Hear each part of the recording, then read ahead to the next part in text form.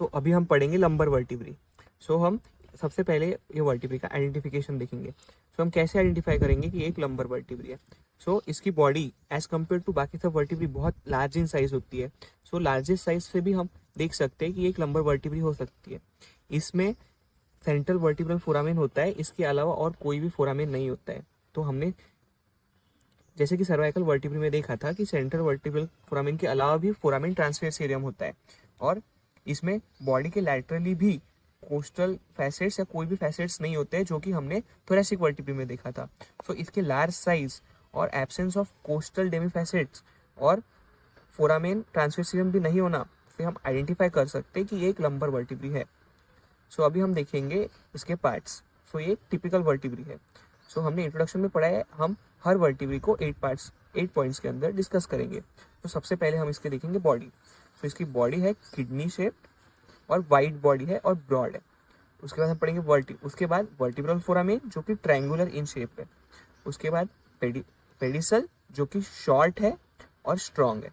उसके बाद हम पढ़ेंगे लैमिने जो कि बहुत ही शॉर्ट है, थिक है और ब्रॉड है। उसके बाद जो लैटरली बॉडी से अवे जाते हुए दिख रहे हैं वो है ट्रांसवर्स प्रोसेसेस जो कि लैटरली बैकवर्ड जाते हुए दिख रहे हैं। उसके बाद है इसके आर्टिकुलर प्रोसेस।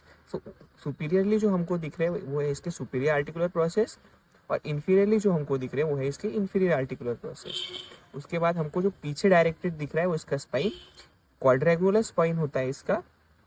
और लास्टली हम पढ़ेंगे इसके अटैचमेंट्स। सो बॉडी के एंटीरियर सरफेस पे होता है anterior longitudinal ligament, posterior surface में होता है पोस्टीरियर लॉन्जिट्यूडिनल लिगामेंट। लैमिने जो लैटरली प्रेजेंट होते हैं उस पे होता है लिगामेंटम फ्लेवा, और स्पाइन पे होता है इंटरस्पाइनलिस, और इसके जो ट्रांसवर्स प्रोसेस है वहाँ पे होता है सोयास मेजर मसल। इसके हम रिलेशंस भी देखेंगे। जो बॉडी है इसके जो अपर सरफेस और लोअर सरफेस होगा वो इसके सब्सिक्वेंट लंबर वर्टिब्री के साथ अटैच्ड होगा। उसके बाद जो हमने जैसे हम जानते हैं कि 5 लंबर वर्टिब्री होते हैं। सो जो पहले लंबर, सेकेंड और थर्ड लंबर होता है वो राइट क्रस ऑफ डायफ्राम से रिलेटेड होता है, और जो फोर्थ और फिफ्थ लंबर है वो लेफ्ट क्रस ऑफ डायफ्राम के साथ रिलेटेड होता है। जैसे कि हम जानते हैं कि ये वर्टिब्रल फोरामेन है और यहाँ से वर्टिब्रल कैनाल पास होता है। सो जो फर्स्ट लंबर वर्टिब्री है वहाँ पे वर्टिब्रल कैनाल का जो पार्ट प्रेजेंट होता है उसको हम बोलेंगे कोनस मेडुलरिस, और आखिरी के 4 जो लंबर वर्टिब्री है वहाँ पे जो वर्टिब्रल कैनाल का जो पोर्शन प्रेजेंट होता है उसको बोलते हैं हम काउडा इक्विना। और लास्ट लंबर वर्टिब्री L5 तक ऑलमोस्ट वर्टिब्रल कैनाल एंड हो जाता है, जिसके हम टिप को हम बोलेंगे काउडा इक्विना, जो कि एक हॉर्स टेल टाइप स्ट्रक्चर है। सो ये थी हमारी एक टिपिकल लंबर वर्टिब्री। सैक्रलाइजेशन भूल गया मैं। उसके बाद जैसे कि हम देखेंगे, हमको पता है कि लंबर के बाद सैक्रम आता है और फिर कॉकिक्स आता है।